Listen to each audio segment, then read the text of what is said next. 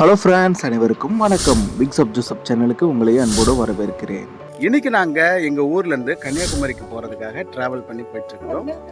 இப்போ நாங்கள் என்ன பண்ண போகிறோம் அப்படின்னா, ஒரு ஆட்டோவில் இங்கேருந்து பக்கத்து ஊர் வரைக்கும் போயிட்டு அங்கேருந்து நாங்கள் ட்ராவல் பண்ணி கன்னியாகுமரிக்கு போக போகிறோம். இப்போ டைம் பார்த்தீங்கன்னா 10:43 ஆகுது. ஆட்டோவில் எங்கள் ஊர்லேருந்து வள்ளியூர் அப்படிங்கிற ஊருக்கு நாங்கள் போனோம். அங்கே போனதுமே கன்னியாகுமரி பஸ் நின்றுது. நாங்கள் ஏறி பார்த்தா லாஸ்ட் சீட் எங்களுக்கு கிடச்சிது. உண்மையிலே ரொம்ப ஹாப்பியாக இருந்துச்சு. ஏன்னா எல்லாருமே ஒன்றாவே உட்காந்து ட்ராவல் பண்ணுறதுக்கு ஒரு டைம் கிடச்சிது. ரொம்ப ஹாப்பியாக இருந்தது. உண்மையிலே அந்த ஏரியா நாங்கள் ட்ராவல் பண்ண ரூட் எல்லாமே ரொம்ப ஜாலியாக இருந்துச்சுன்னு சொல்லலாம். நம்ம ஊரை எப்போவுமே பச்சை பசேல்னு பார்க்குற அந்த அழகு இருக்கு இல்லையா, அதை சொல்லிக்கிட்டே இருக்கலாம். நம்ம ஊரோட அழகை ரசிச்சுட்டே வந்ததில் கன்னியாகுமரிக்கு ரீச் ஆனதே தெரியல. சீக்கிரமாகவே நாங்கள் கன்னியாகுமரிக்கு வந்துட்டோம். கன்னியாகுமரிக்கு நம்ம இன்றைக்கி ஒரு விசிட் அடிக்கிறதுக்காக வந்திருந்தோம். ஸோ இப்போ நம்ம ஒரு ஹோட்டலில் போய் சாப்பிட்டோம். ஹோட்டல் ஆப்பிள் சொல்லிட்டு இந்த ஹோட்டலில் போய் சாப்பிட்டுட்டு இப்போ நம்ம எங்கே போயிட்டுருக்கோம் அப்படின்னா பீச்சுக்கு போயிட்டுருக்கோம். கன்னியாகுமரிக்குள்ளே என்டர் ஆனதுமே கடல் காற்று அந்த அளவுக்கு ஜிலுன்னு வீச ஆரம்பிச்சுது. உண்மையிலே எங்களுக்கு ரொம்ப சூப்பராக இருந்ததுன்னு சொல்லலாம். அது மட்டும் இல்லாமல் கன்னியாகுமரிக்கு நாங்கள் கிட்டத்தட்ட 15 வருஷத்துக்கு மேலே ஆயிடுச்சுது. அந்த இடத்த பார்க்கும்போதே ஒரு சந்தோஷம் அப்படின்னு சொல்லலாம். எங்களுக்கு மட்டும் இல்லைங்க, அங்கே வந்திருந்த எல்லாருடைய முகத்துலேயுமே அந்த சந்தோஷத்தை பார்க்க முடிஞ்சுது.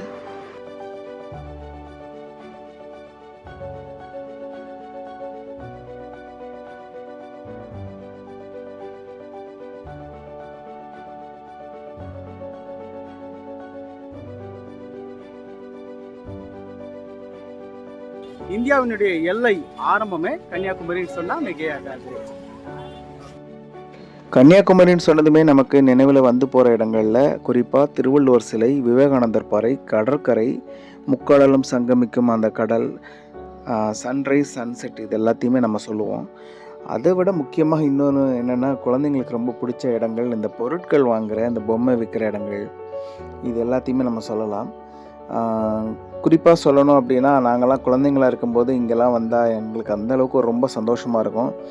காரணம், அந்த அளவுக்கு விலைகள் அந்த நேரத்தில் இல்லை அப்படின்னாலும் இங்கே ஏதாவது ஒரு பொம்மை வாங்கிட்டு போனால் அது ஒரு சந்தோஷம் தான் இல்லைங்களா? குழந்தைங்களுக்கு அது ரொம்ப பிடிச்ச ஒரு இடம் அப்படின்னா அது மிகையாகாது. கன்னியாகுமரின்னு சொல்லும்போதே நம்ம மனசில் தோன்றுகிற இன்னொரு இடம் எதுன்னா கண்டிப்பாக அது போட்டிங் தான். எவ்வளோ செலவானாலும் பரவாயில்ல மச்சான், ஹெட்ரா வண்டியை பார்த்துக்கலாம் அப்படின்னு சொல்கிற மாதிரி எங்களுடைய மனசில் இருந்த ஆசையும் எப்படியாவது போட்டிங் போயிடணும் அப்படிங்கிறது தான். இப்போ நீங்கள் பார்த்துட்ருக்கிற இந்த வழியாக தான் நம்ம கடற்கரைக்கு போகணும். இந்த இடத்துல இந்த லெஃப்டில் போகிறாங்க பார்த்தீங்களா, அந்த வழியாக போனால் தான் போட்டிங்க்காக நம்ம டிக்கெட் எடுத்துகிட்டு போகிற ரூட் இது. நாங்கள் என்ன பண்ணோம், முதல்ல வந்துட்டோம், சரி திருவள்ளுவர் சிலையை போய் பார்த்துட்டு வந்துடலாம் அப்படின்னு சொல்லி கடற்கரையிலேருந்து பார்க்குற அந்த அழகை ரசிச்சுட்டு வந்துடலான்னு சொல்லி நாங்கள் நேராகவே என்ன பண்ணிட்டோம், கடற்கரைக்கு போயிட்டோம். ஸோ அங்கே பார்த்தீங்கன்னா க்ரௌட் ரொம்பவே ஜாஸ்தியாக இருந்துச்சு. இது காரணம் என்ன அப்படின்னா, இன்றைக்கி காணும் பொங்கல். ஸோ அதனால் மக்கள் எல்லாமே காணும் பொங்கலுக்கு கடற்கரைக்கு வரதை வாடிக்கையாக கொண்டிருப்பாங்க. ஸோ அதனால தான் இவ்வளோ கூட்டம். இன்னொன்று நான் சொல்லிக்கொள்ள ஆசைப்படுகிறது என்ன அப்படின்னா, நம்ம எந்த இடத்துக்கு போனாலும் கூட்டங்கள் அதிகமாக இருக்கிற இடத்துல நம்மளுடைய குழந்தைகளை பத்திரமா பார்த்துக்கணும் அப்படின்னு சொல்லி இந்த நேரத்தில் நான் உங்ககிட்ட கோரிக்கை வைக்கிறேன். கடற்கரைக்கு போனதுமே அங்கே இருக்கிற திருவள்ளுவர் சிலையை பார்த்ததுமே அந்த அளவுக்கு ரொம்ப சந்தோஷமாக இருந்துச்சுன்னு சொல்லலாம். அது மட்டும் இல்லாமல் மக்களுடைய கூட்டங்கள் கடற்கரையில் நின்று அந்த அழகை ஃபோட்டோ வீடியோஸ் எடுக்கிறது, செல்ஃபி எடுக்கிறதுன்னு ரொம்ப ரசிச்சுட்டு இருந்தாங்க. அப்படிங்கிறத பார்க்கும்போது ரொம்ப சந்தோஷமாக இருந்துச்சு. நீங்களும் அந்த அழகை தான் ரசிச்சுட்ருக்கிறீங்க. அது மட்டும் இல்லாமல் கண்ணாடி பாலத்தை திறந்துருக்கிறத பார்க்குறீங்க. அந்த கண்ணாடி பாலத்துக்கு எப்படியாவது போயிட மாட்டோமான்ற ஏக்கமும் நிறைய பேருக்கு இருந்துச்சு. கடற்கரையில் நின்று திருவள்ளுவர் சிலையினுடைய அழகை எவ்வளவு நேரம் வேணாலும் பார்த்துட்ருக்கலாம். அந்த அளவுக்கு அந்த இடமே அழகாக இருந்தது. கண்டிப்பாக வந்திருந்த மக்களுடைய மனநிலையும் அப்படி தான் இருந்திருக்கும்னு நினைக்கிறேன். அந்த இடத்த விட்டு நிறைய பேர் நகர்ந்த மாதிரியே தெரியல. எப்படியோ கிடைச்ச கேப்பில் தான் நின்று ஃபோட்டோஸ் எடுக்கிறதுக்கான வாய்ப்பு கிடச்சிது. சரி, இப்போ நாம் என்ன பண்ணுறோம் அப்படின்னா, போட்டிங் போகிறதுக்காக நம்ம இந்த வழியாக மறுபடியும் போயிட்டு இங்கே போட்டிங் போகிறதுக்கு டிக்கெட் எடுக்கிறதுக்காக போகலான்னு சொல்லி பிளான் பண்ணி நாங்கள் போனோம். அந்த வீடியோ தான் நீங்கள் இதில் பார்த்துட்ருக்கிறீங்க.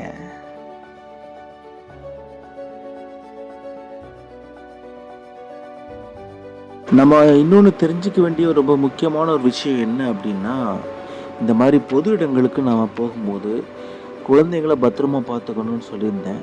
அதே மாதிரி நம்மளுடைய உடைமைகளையும் பத்திரமா பார்த்துக்கணும் அப்படிங்கிறது இந்த நேரத்தில் நான் சொல்லிக்கொள்ள ஆசைப்படுகிறேன்.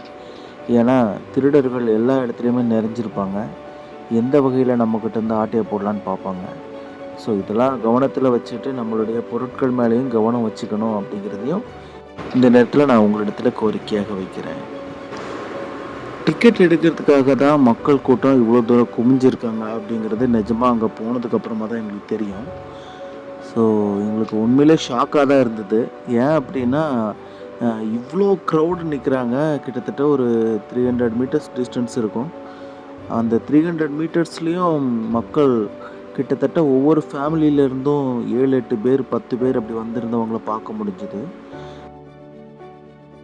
சரி நடந்து போய் அங்கே எண்டு வரைக்கும் பார்த்துட்டு வந்துடலாம், எவ்வளோ டிஸ்டன்ஸ் வரைக்கும் இருக்குது அப்படிங்கிறத பார்த்துடலான்னு சொல்லி கிளம்புனேன். சரி நாங்கள் போய் நின்னதுக்கப்புறம் பார்த்தீங்கன்னா எங்களுக்கு பின்னாடியே கிட்டத்தட்ட 50 பேருக்கு மேலே வந்து க்யூவில் நின்னாங்க.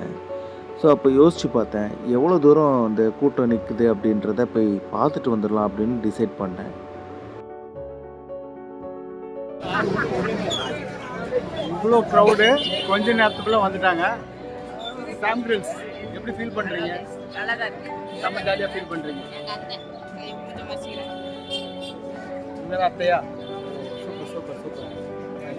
அப்புறம் சாம், கன்னியாகுமரி வந்தீங்கல்ல, இதை பற்றி எப்படி ஃபீல் பண்ணுறீங்க?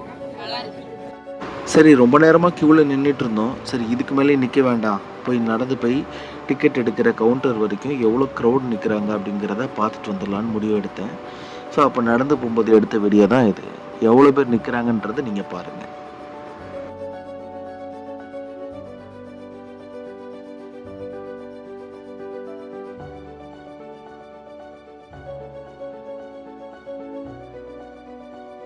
இவ்வளோ தூரம் க்யூவில் நின்று தான் டிக்கெட் எடுக்கணுமா, அதுக்கு வேறு வழியே இல்லையா அப்படின்னு யாராவது கேட்டிங்க அப்படின்னா, இப்போ நான் உங்களுக்கு ஸ்க்ரீனில் காட்டுற இந்த வெப்சைட்டில் நீங்கள் போனீங்க அப்படின்னா ஒவ்வொரு மணி நேரத்திற்கும் ஸ்லாட் போட்டு வச்சுருக்காங்க. உங்களுக்கு எத்தனை டிக்கெட் தேவையோ நீங்கள் வந்து அதை செலக்ட் பண்ணிவிட்டு பர் டிக்கெட் வந்து ஒரு ஹெட்டுக்கு வந்து 300 ருபீஸ் சார்ஜ் பண்ணுறாங்க.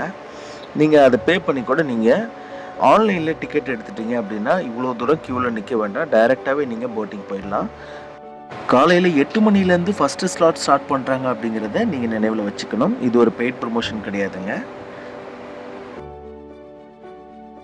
3 to 4 ஹவர்ஸாக நம்ம ட்ராவல் பண்ணி டிக்கெட் எடுக்கிறதுக்காக க்யூவில் காத்திருந்து அதுக்கப்புறமா போட்டிங்கில் போயிட்டு அங்கே போய் பார்க்குறதுக்கு இப்போதைக்கு சூழ்நிலை ஒத்து வரல அப்படிங்கிறத புரிஞ்சுக்கிட்டோம். ஸோ நாங்கள் என்ன பண்ணோம், பீச்சில் போய் சும்மா அங்கே வேடிக்கை பார்த்துட்டு அங்கேருந்தே கன்னியாகுமரி கடலை ரசித்தோம் இல்லையா, கொஞ்ச நேரம் அங்கே டைம் ஸ்பெண்ட் பண்ணிவிட்டு நம்ம வீட்டுக்கு போயிடலாம் அப்படின்னு டிசைட் பண்ணி நாங்கள் இப்போ கிளம்பிட்டோம். எப்போ வந்தாலுமே கூட்டம் இப்படி தான் இருக்குமா அப்படின்னு கேட்டால் கண்டிப்பாக கிடையாதுங்க. வீக்கெண்டில் வந்தீங்கன்னா கண்டிப்பாக கூட்டம் இருக்கும். மற்றபடி ஃபெஸ்டிவல் டைமில் க்ரௌடு இந்த மாதிரி இருப்பாங்க. ஸ்கூல் லீவ் டைம்லேயும் உங்களுக்கு க்ரௌட் ஜாஸ்தியாக தான் இருப்பாங்க. மற்ற நாட்களில் நீங்கள் வந்தீங்கன்னா கூட்டம் இந்த அளவுக்கு இருக்காது அப்படிங்கிறத மனசில் வச்சுக்கணும். அதுக்கப்புறம் நாங்கள் அங்கேருந்து நடந்து வந்து குமரி முனை அப்படின்னு சொல்லப்படுகிற இந்தியாவினுடைய எல்லை ஆரம்பமாகிற இடத்துக்கு நாங்கள் வந்துட்டோம். அங்கே போய் கடலில் போய் கால் நனைச்சிட்டு வந்தோம்.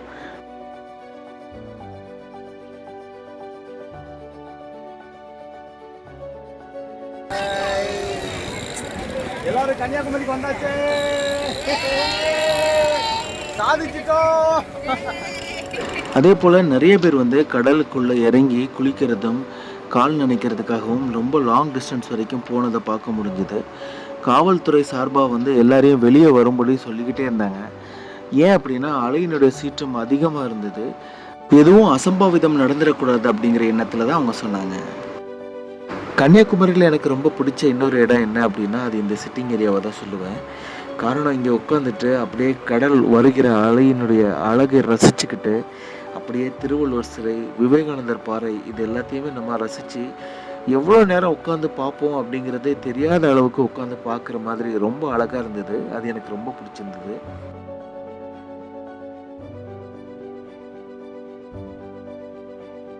இந்த கடல் அலைகள் இப்படி தான் ரிவர்ஸில் வந்துச்சுதா அப்படின்னு கேட்காதீங்க. கண்டிப்பாக நிறைய பேருக்கு இது தெரிஞ்சிருக்கும், இது ரிவர்ஸ் வீடியோ தான்.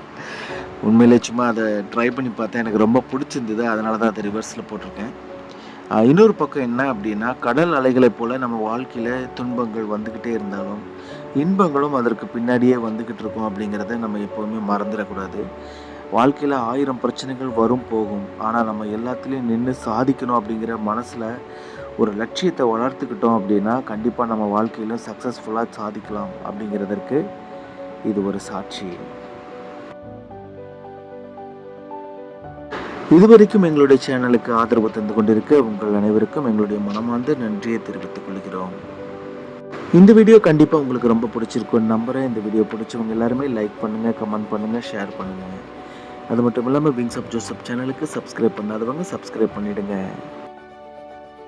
குறிப்பாக சொல்லணும் அப்படின்னா உங்களுடைய கருத்துக்களை கமெண்ட் செக்ஷனில் தெரிவிங்க. உங்களுடைய கருத்துக்கள் எங்களுக்கு ரொம்ப முக்கியம் அப்படிங்கிறத நீங்கள் மறந்துடாதீங்க.